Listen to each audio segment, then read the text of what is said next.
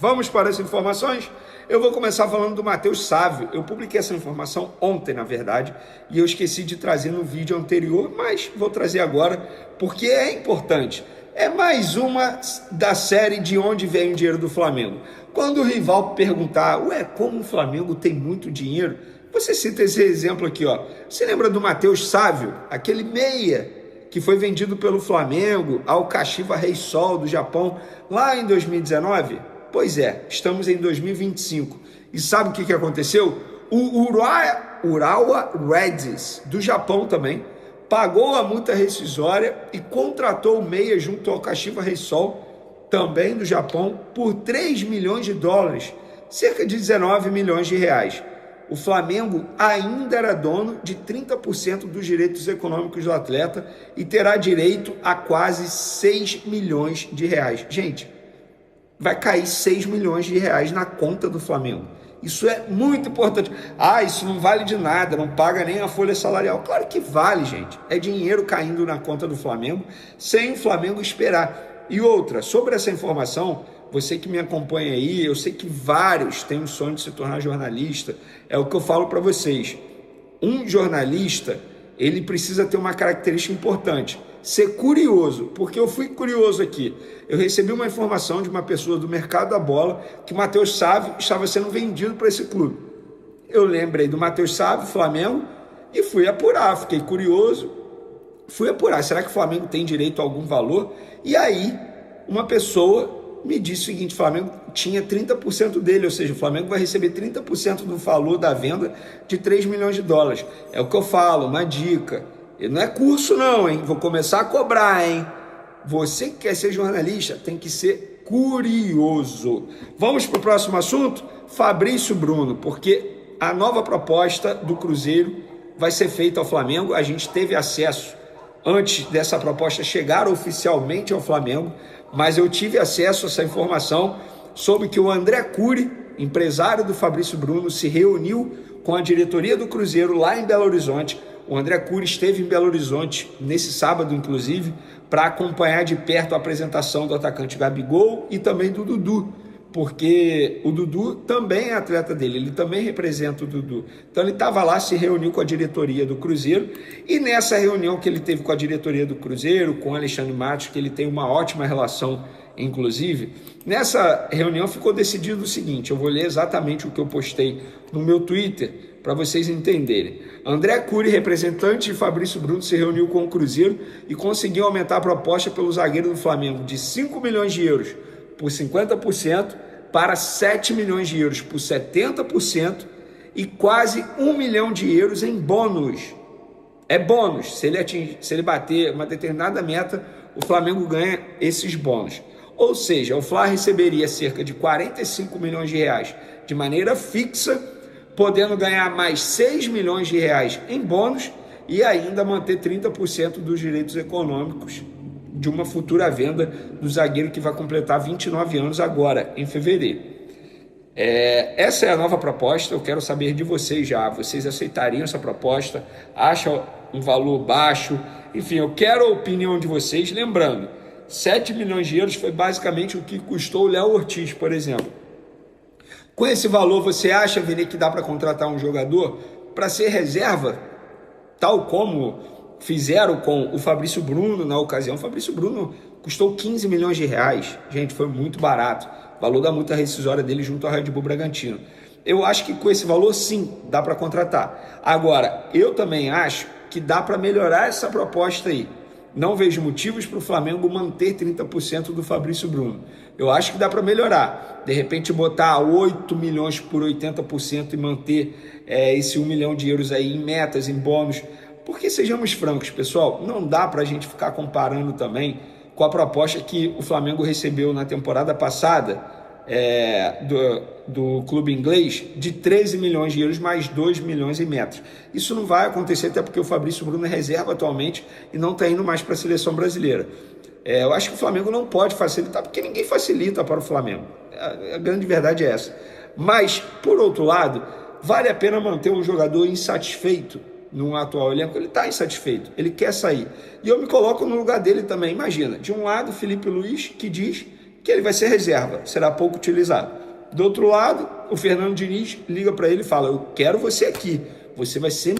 A gente entende tudo isso, mas o Flamengo também não pode simplesmente fazer um negócio porque o jogador quer sair. O Flamengo só pode aceitar vender o Fabrício Bruno a partir do momento que for bom para o Flamengo. E também tem que analisar também forma de pagamento. Eu confesso para vocês que eu não sei qual é a forma de pagamento oferecida pelo Cruzeiro, mas isso influencia demais. Eu acho melhor receber um valor menor e num tempo menor a receber um valor maior em um longo período, sei lá, 3, 4 anos, parcelas aí de 3, 4 anos. Eu acho que não faz sentido isso, mas quem sou eu para falar algo? Sou apenas o jornalista e eu quero a opinião de vocês. Vocês acham que por esses valores aí o Flamengo tem que vender o Fabrício Bruno? Quero a opinião de todos vocês. Agora vamos falar de um assunto muito importante, porque esse assunto vem desde 2019, sabe por quê? Desde 2019 o Flamengo não tem um psicólogo na comissão técnica, trabalhando no dia a dia, cuidando de algo que é extremamente importante, o lado mental desses atletas. Porque eles são atletas, mas eles são seres humanos também. Eles têm vida pessoal, eles têm problemas fora das quatro linhas, eles têm problemas na vida pessoal, com os familiares. Eles precisam saber lidar melhor com o lado mental, isso é muito importante. Em 2019, Rodolfo Landim, essa gestão Rodolfo Landim, simplesmente tirou o psicólogo que estava lá na ocasião, e desde então, quando um jogador tinha a necessidade de fazer, enfim, um acompanhamento, eles iam numa clínica particular. Beleza, só que o BAP, durante o período pré-eleitoral, para a campanha eleitoral, o presidente do Flamengo, ele prometeu, inclusive aqui no canal Vene Casagrande, que se ele vencesse, ele botaria um psicólogo no dia a dia do Flamengo. E essa promessa será cumprida. Trata-se de Paulo Ribeiro, pessoal. É isso mesmo, informação que a gente trouxe em primeira mão nas outras redes sociais. O psicólogo Paulo Ribeiro, que se despediu do Botafogo recentemente, essa semana, recebeu proposta do Flamengo e conversa sobre um possível retorno ao clube. Isso quando eu publiquei, mas eu já soube que ele está bem encaminhado, já deu ok, ainda não teve assinatura. Ele foi funcionário do Flamengo nos 2 últimos mandatos de Márcio Braga, 2004 e 2009. Ele é PhD em psicologia e Paulo Ribeiro também possui 35 anos de trabalho no futebol. Então, é uma contratação de peso que eu considero que o BAP está fazendo, porque eu achava um absurdo o Flamengo não ter um profissional nessa área trabalhando no dia a dia do Flamengo. Para mim era um absurdo. E a gente sempre ficava falando sobre isso. E o Marcos Braz, na ocasião, sempre não achava necessário ter alguém ali no dia a dia do Flamengo trabalhando o lado mental dos atletas. Outra informação que eu obtive foi que o fisioterapeuta Fábio Marcelo, olha, eu vou te falar, o que eu ouvi de elogio em relação a esse profissional, eu confesso que eu não conhecia, tá? Mas quando eu fui apurar essa informação, todo mundo falando, cara, se esse cara for pro Flamengo, ele é muito bom, ele é referência na área, ele é top 1, se ele for pro Flamengo, o Flamengo tá fazendo muito bem. E eu soube que o Runco, que está retornando ao Flamengo para ser o diretor médico do Clube de Regatas do Flamengo, convidou o Fábio Marcelo, e o Fábio Marcelo tende a aceitar essa proposta rubro-negra. Então, muita coisa acontecendo nos bastidores do Flamengo. Outra informação importante que foi publicada pelo meu parceiro Flazoeiro e também o Alexandre Matos, quer ver que eu vou ler aqui exatamente o que eles publicaram, porque eu não quero ser injusto. Flamengo irá comprar a carga de ingresso quando o clube for visitante. Medida visa ajudar o torcedor. A partir dessa temporada, o Flamengo irá comprar a carga de ingressos destinados à torcida visitante nos jogos fora do Rio. Com essa medida, o clube assumirá a responsabilidade pela venda desses ingressos, facilitando o processo para sócios torcedores e torcedores de fora do Rio. Isso significa que o processo será mais prático, evitando problemas com a aquisição diretamente dos clubes adversários e centralizando o processo na plataforma do clube. Então, eu confirmei essa informação, procede, dando os créditos aí, Flazoeiro e também o Alexandre Matos, baita ação dessa diretoria do Flamengo, e foi mais uma promessa também feita por BAP no período pré-eleitoral. Então, até o momento, é isso que a gente tem de informação. Segunda-feira vai ser uma segunda-feira com muitas novidades, muitos anúncios oficiais sendo feitos. Bruno Spindel, muita gente me perguntando sobre Bruno Spindel, eu publiquei essa informação nas minhas redes sociais também. Diretor executivo na gestão de Landim, Bruno Spindel não está de saída do Flamengo, pelo menos por enquanto. A priori, o profissional está sendo importante no processo de transição e tem colaborado no dia a dia com José Butto.